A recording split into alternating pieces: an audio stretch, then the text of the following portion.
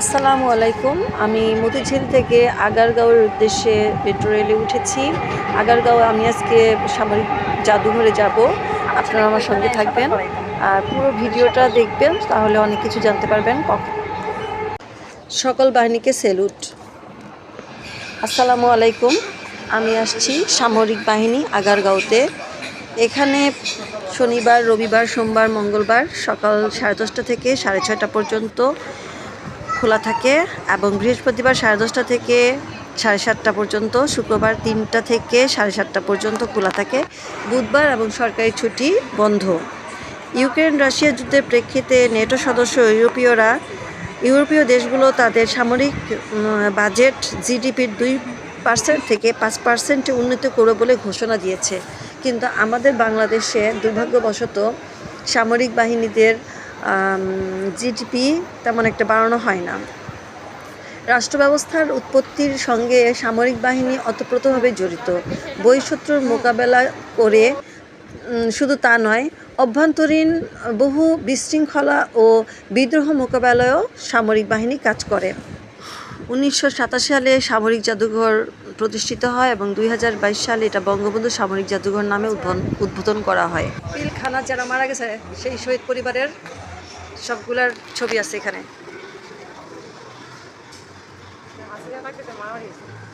হ্যাঁ, শেখ হাসিনা আসার পরই তো পিলখানার হত্যাকাণ্ডটা সংঘটিত হয়েছিল। 2009 সালের 25শে ফেব্রুয়ারি রাজধানী পিলখানায় পিটিআর হত্যা।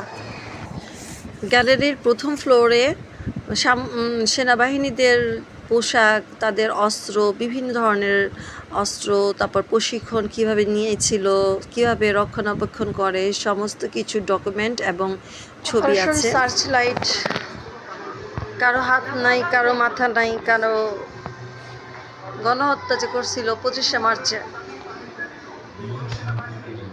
আসলে ভুলার মতো না। সেকেন্ড ফ্লোরে আছে বিমান বাহিনীর সব কিছু, বিমানের অনেক ধরনের বিমান, জেট বিমান, বড় বিমান, ছোট বিমান, বিভিন্ন ধরনের বিমানের সরঞ্জামাদি, তারপরে অস্ত্র সবগুলো।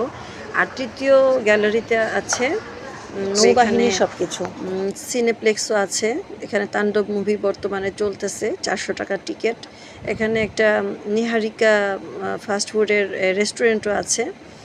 তারপর এখানে বাংলার প্রথম রাজা শশাঙ্ক থেকে শুরু করে মুর্শিদাবাদ, নবাব সিরাজউদ্দৌলা, অটোমানদের ব্যবহৃত বিভিন্ন জিনিসপত্র এখানে মজুদ আছে এবং এই ইতিহাস এখানে তুলে ধরা হয়েছে। বাইরে বৃষ্টি পড়তেছিল, তা আমরা বৃষ্টিটা অনুভব করলাম। আজকের দিনটা খুব মেঘলা ছিল, বৃষ্টি চারিদিকে খুব প্রচণ্ড রকমের বৃষ্টি ছিল। তো অটোমানদের ব্যবহৃত জিনিসপত্র এখানে আছে। পাকিস্তান, ভারত, মিয়ানমার জিডিপির অনুপাতে সামরিক বাজেট যথাক্রমে 3.2%, 2.5% ও 4.5%, কিন্তু আমাদের বাংলাদেশেই সামরিক বাহিনীদের জন্য শুধুমাত্র 0.9%, অর্থাৎ 1%-এরও কম। এটা আমি সরকারের কাছে গভীরভাবে মিনতি করব যেন এই বিষয়টা, এই সেক্টরটাকে আরও সমুন্নত করার ব্যবস্থা করা হয়, তাদেরকে আরও ইমপ্রুভ করার জন্য তাদের শ্রমটাকে যথাযথ মূল্যায়ন করা হয়।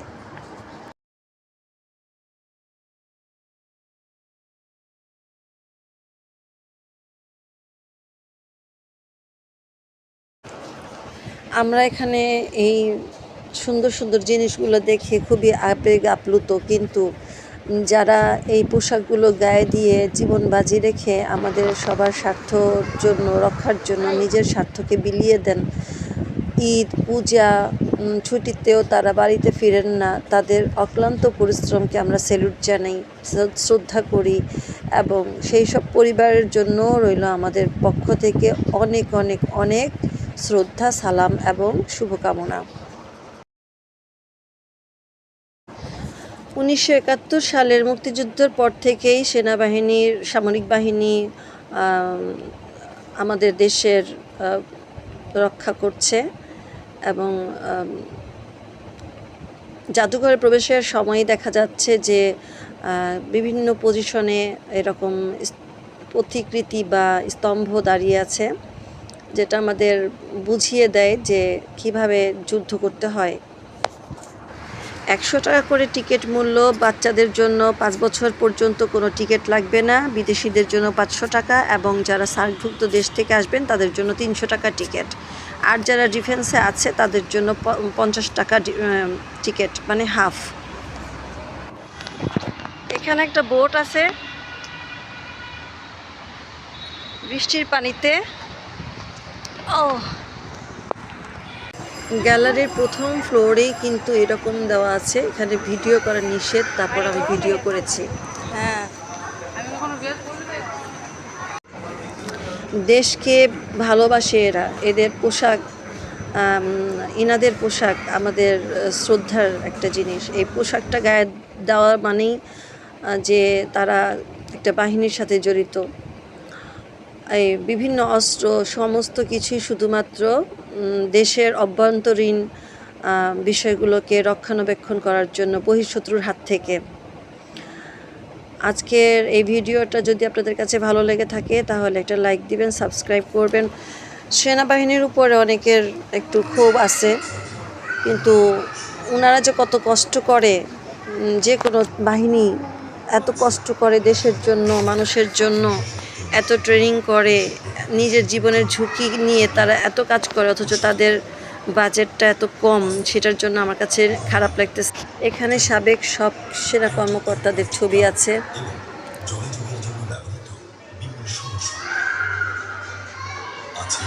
মুক্তিযুদ্ধের পর তৎকালীন পাকিস্তানি সেনাবাহিনীর কাছ থেকে উদ্ধার করা বিভিন্ন সামরিক যানবাহন ও অস্ত্রশস্ত্র।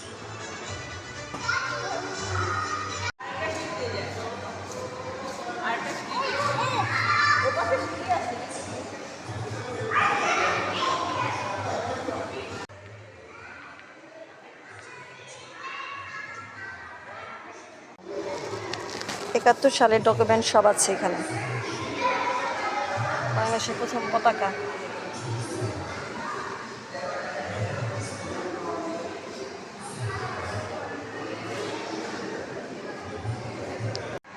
ভিডিওটা অনেক লং হয়ে যাচ্ছে, তারপরও আপনারা যদি পুরোটা ভিডিও দেখেন কিছু শিখতে পারবেন, কিছু জানতে পারবেন, কিছু দেখতে পারবেন, এবং আশা করব যে পাশে থাকবেন, লাইক দিবেন, সাবস্ক্রাইব করবেন।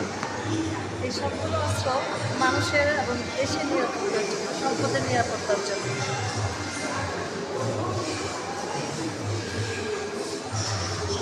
সামরিক জাদুঘরে এসে আমরা আনন্দিত হলাম, কিন্তু এই যে অস্ত্রগুলো যারা চালনা করে, যারা যুদ্ধ পরিচালনা করেন, যারা নাকি নিরাপত্তার জন্য কাজ করেন, তাদের অক্লান্ত পরিশ্রম হয়, যেটা আমরা কখনোই কল্পনা করতে পারি না। সামরিক বাহিনী যদি না থাকতো আমাদের দেশটা সুরক্ষিত থাকতো না, আমাদের জানমাল সুরক্ষিত থাকতো না। আসুন আমরা সবাই আমাদের নিজেদের নিরাপত্তার সাপোর্ট করি। প্রতিটা ডিফেন্সের, বিমান বাহিনী, সেনাবাহিনী এবং নৌবাহিনী, 3 বাহিনীর প্রতি আমাদের শ্রদ্ধা, ভালোবাসা এবং স্যালুট।